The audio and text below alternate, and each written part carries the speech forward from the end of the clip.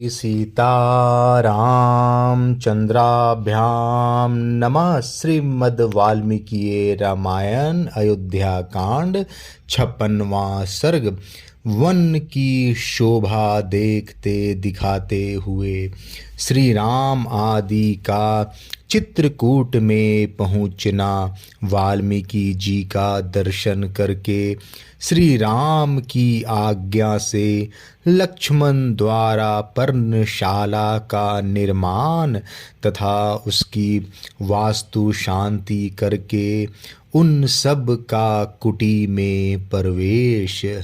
तदंतर रात्रि व्यतीत होने पर रघुकुल शिरोमणि श्री राम ने अपने जागने के बाद वहाँ सोए हुए लक्ष्मण को धीरे से जगाया और इस प्रकार कहा।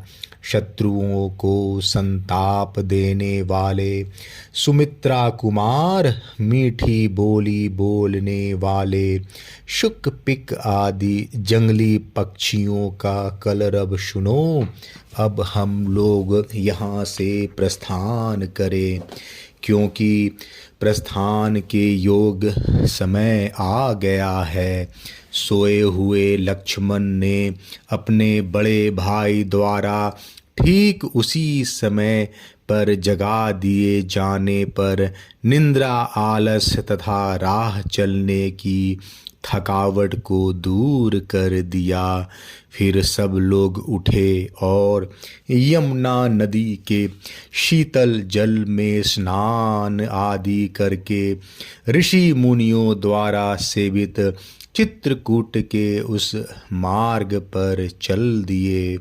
उस समय लक्ष्मण के साथ वहाँ से प्रस्थित हुए श्री राम ने कमल नयनी सीता से इस प्रकार कहा। विदेह राजनंदिनी, इस वसंत ऋतु में सब ओर से खिले हुए इन पलाश वृक्षों को तो देखो।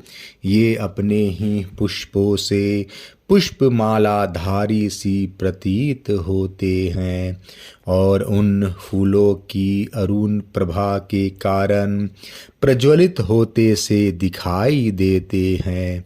देखो, ये भिलावे और बेल के पेड़ अपने फूलों और फलों के भार से झुके हुए हैं।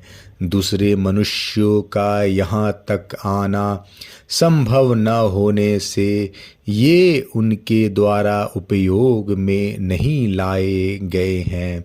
अतः निश्चय ही इन फलों से हम जीवन निर्वाह कर सकेंगे। फिर लक्ष्मण से कहा, लक्ष्मण देखो, यहाँ के एक एक वृक्ष में मधुमक्खियों द्वारा लगाए और पुष्ट किए गए मधु के छत्ते कैसे लटक रहे हैं। इन सब में एक एक द्रोण लगभग 16 सेर मधु भरा हुआ है। वन का यह भाग बड़ा ही रमणीय है। यहाँ फूलों की वर्षा सी हो रही है और सारी भूमि पुष्पों से आच्छादित दिखाई देती है।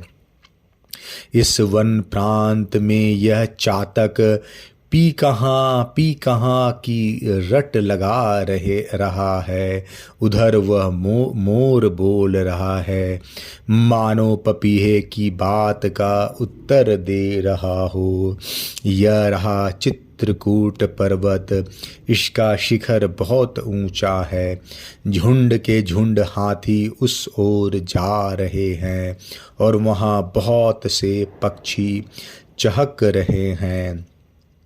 तात, जहाँ की भूमि समतल है और जो बहुत से वृक्षों से घिरा हुआ है, चित्रकूट के उस पवित्र कानन में हम लोग बड़े आनंद से विचरेंगे।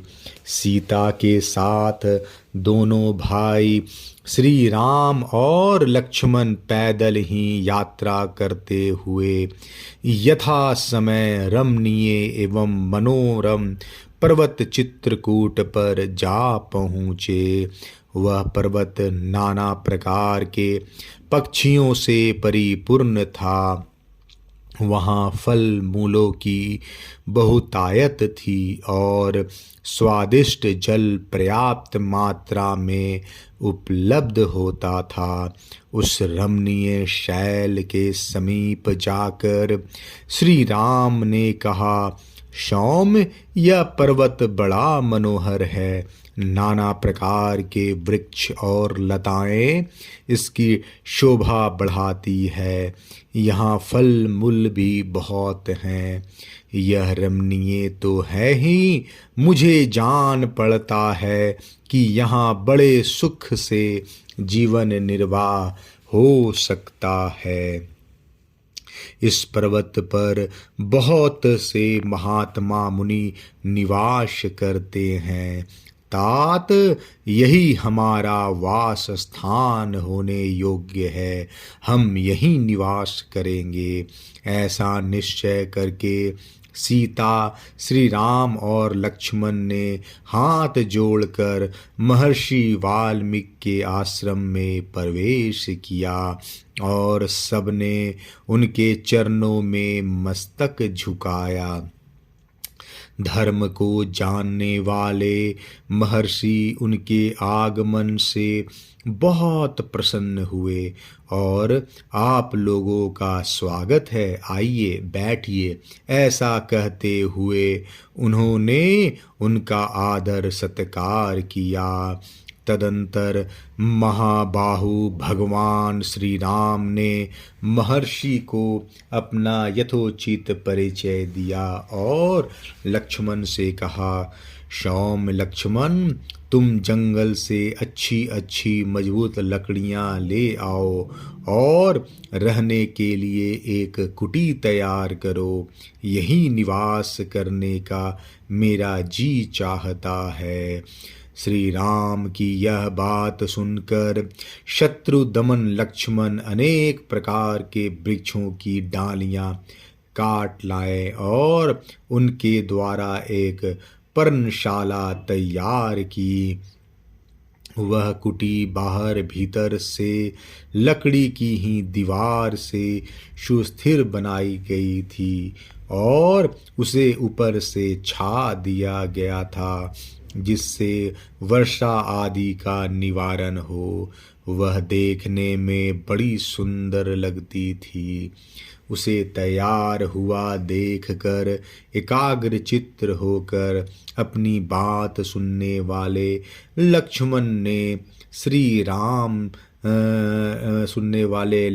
से श्री राम ने इस प्रकार बोला, सुमित्रा कुमार, हम गजकंद का गुदा लेकर उसी से पर्णशाला के अधिष्ठाता देवताओं का पूजन करेंगे, क्योंकि दीर्घ जीवन की इच्छा करने वाले पुरुष को वास्तु शांति अवश्य करनी चाहिए। कल्याणदर्शी लक्ष्मण, तुम गजकंद नामक कंद को उखाड़ कर या खोद कर शीघ्र यहाँ ले आओ, क्योंकि शास्त्रोक्त विधि का अनुष्ठान हमारे लिए अवश्य कर्तव्य है। तुम धर्म का ही सदा चिंतन किया करो। भाई की इस बात को समझकर शत्रुवीर का वध करने वाले लक्ष्मण ने उनके कथनानुसार कार्य किया। तब श्री राम ने पुनः उनसे कहा, लक्ष्मण, इस गजकंद को पकाओ, हम पर्णशाला के अधिष्ठाता देवताओं का पूजन करेंगे। जल्दी करो, यह सौम्य मुहूर्त है और यह दिन भी ध्रुव संज्ञक है, अतः इसी में हम शुभ कार्य होना चाहिए। प्रतापी सुमित्रा कुमार लक्ष्मण ने पवित्र और काले छिलके वाले गजकंद को उखाड़ कर प्रज्वलित आग में डाल दिया।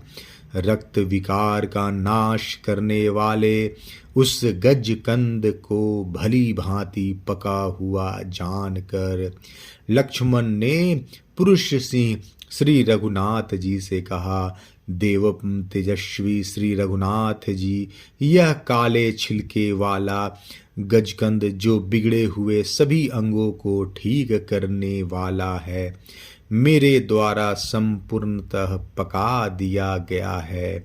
अब आप वास्तु देवताओं का यजन कीजिए, क्योंकि आप इस कर्म में कुशल हैं।